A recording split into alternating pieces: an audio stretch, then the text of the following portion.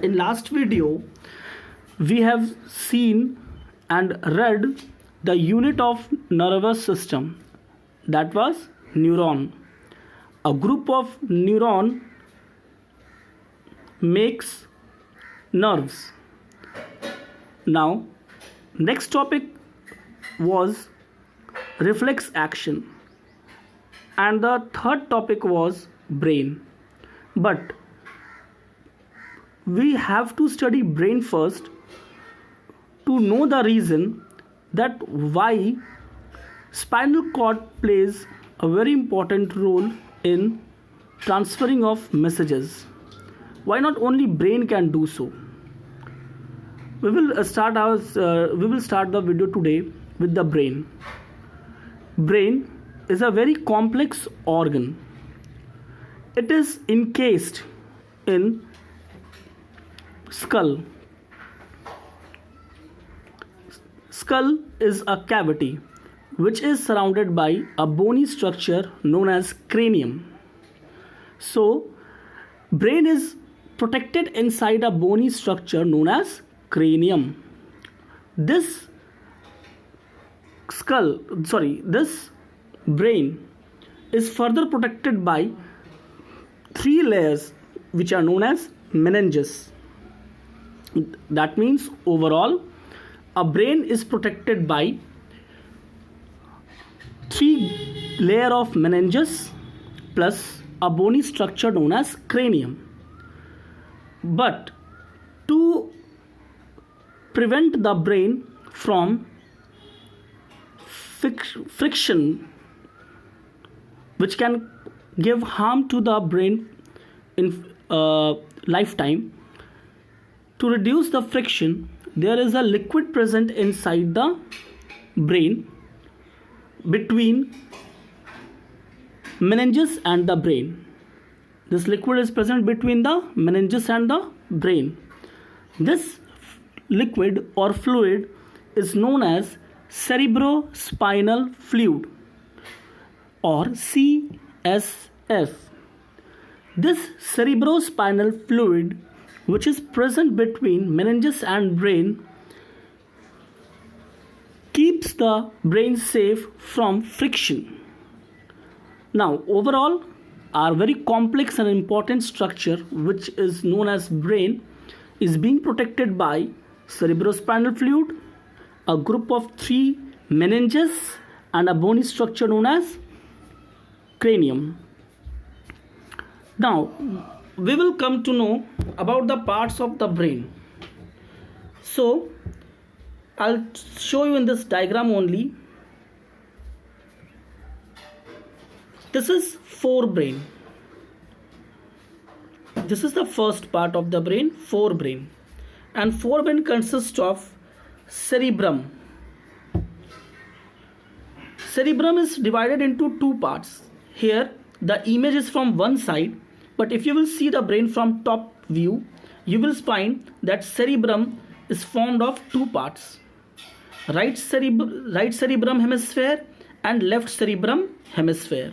The right cerebrum hemisphere controls all the activity of the left side of your body, while the right side of the cerebrum hemisphere controls the left side activities of all your body. So there is a crisscross of the controlling of the body functions by the cerebrum.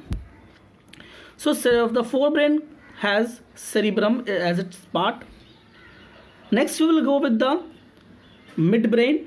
Midbrain consists of this region, and midbrain has not any other different parts in it, and a very simple function it performs. It performs very simple function such as it controls involuntary actions, and it acts as an intermediary organ to have coordination between forebrain and hindbrain. So the coordination between hindbrain and forebrain is done by midbrain, and the involuntary actions, few of the involuntary actions are also controlled by midbrain. First of all, we will go with the first part of the brain, that is forebrain. Forebrain consists of cerebrum. Earlier only I have told you that the right side of the cerebrum controls the left side of the body, and left side of the cerebrum controls the right side of your body's function. Now therefore the more functions of the cerebrum. Cerebrum is also known as thinking seat of the brain. This is the place, cerebrum is the place from where we think, we reason out, we feel something, we remember. So we feel, we remember, we learn, we study, we think. The main one of the very important functions of cerebrum is think, because whatever decision our body takes, either it takes in 1 second or it takes in 5 minutes. Whatever decisions our brain takes, the decision taking part in the brain is cerebrum. The cerebrum has different lobes in its hemisphere. There may be a lobe for smell, a lobe for taste, a lobe for hearing, and various other sensations. So whatever decision is to be taken by the brain consults all the other hemisphere also. Like if a person sees a pastry, so for the pastry are seen by eyes, so the optic lobe, OPTICLOBE, optic lobe will receive the vision of pastry. After that, mind will think that should he or she buy it or not to eat. Then it will see the brand, it will see the he will or she will ask about the freshness of the pastry. Next, he or she will see the color, the smell. So color, smell, and the freshness about the pastry, these all are the different sectors which a person will ask, or a person will ask to know about the quality of the pastry, that he or she should eat or not. Okay, so different lobes to take a single decision about anything, about anything, the different lobes of the cerebral hemisphere are engaged. That's why to take any decision through brain, it takes time. Always remember that to take decision through brain, it takes time. That's why it is called thinking seat. We think over anything. So for the small things also we think. And for thinking, we need time. And this organ, as it consults various other lobes, okay, optic lobe, olfactory lobe, and thigmonostic lobe, and it feels the pressure, it feels the taste, it feels the smell, it feels the color, and these all factors it accumulate at a place, and after that it takes the decision. So the cerebrum is a thinking seat, and it takes a lot of time to take a decision. So the forebrain is a very important part of the brain, as it has the cerebrum as it's one of the organ. It is a thinking seat, it is a learning seat, it is a remembering seat, it is a decision taking seat. It is about love, anger, thirst, hungry, the person is hungry or not, and various other decisions which are voluntary. They are all taken by cerebrum. Now we will go with the second part of the brain, that is midbrain. The midbrain is lying here. The midbrain has not such any of the important function or part in it, but it is seen that it functions as intermediate between forebrain and hindbrain, and it also controls fewer involuntary actions, some reflex action. We will come to know about reflex action in next video, but in this video it controls some reflex action. And there is also one of the important organ lying in it. It is not the part of the midbrain, but a very important organ lies inside it, that is pituitary gland. We will discuss about pituitary gland later on. So here are two things which we will discuss later on, that is pituitary gland and reflex action. We have to only know that midbrain has no other part, and it only functions as in some reflex action and involuntary actions. Now we'll go with the third and very important part, that is hindbrain. You're able to see hindbrain. Hindbrain is further divided into pons varolii. Its full name is pons varolii. Then medulla oblongata and cerebellum. We will start with the cerebellum, as it is one of the very important part of the hindbrain.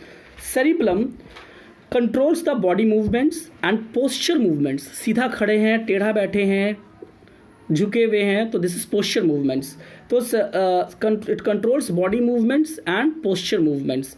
Plus it helps in walking in straight line. Sometimes we play that there is a straight line and we have to walk on the straight line, or we have to walk on the rope. So if you walk on the rope, if you walk on the straight line, these all are helped by cerebellum. So when you ride a bicycle, you ride it very straight, you balance the bicycle, and when anything falls down like pencil or book, you bend and you pick it up. These all are controlled by cerebellum. So cerebellum helps in various voluntary and involuntary actions, like controlled body movements and posture movements, walking in straight line, riding a bicycle, picking of pencil or books. Now we will go with the second important part of the hindbrain, that is pons. Pons very controls the respiratory cycle. You all know that we don't have to remember to breathe. Either we are sleeping, either we are sitting or doing something or not doing something, but we have to breathe every time. This is always done by pons varolii. We never have to remember, and neither we forget to breathe, only due to pons varolii. So pons varolii has a very important function in our life cycle, that it helps us, that it always regulates the respiratory cycle of our body. The next important part in our body is medulla oblongata. This medulla oblongata controls all the other involuntary actions which are left by midbrain. It controls all the left involuntary actions like coughing, sneezing, heartbeat, blood pressure, these all. As we all know that coughing is not under our control, sneezing is not under our control, heartbeat is not under our control, neither blood pressure is not under our control. So as these functions are not under our control, so these all involuntary actions are controlled by medulla oblongata. Further, medulla oblongata protrudes outside the brain and makes spinal cord. So in this video we have seen parts of the brain and different structures and their functions. In next video we will come to know about that if brain is present, we can take all the decisions from brain very accurately, then why spinal cord is also involved.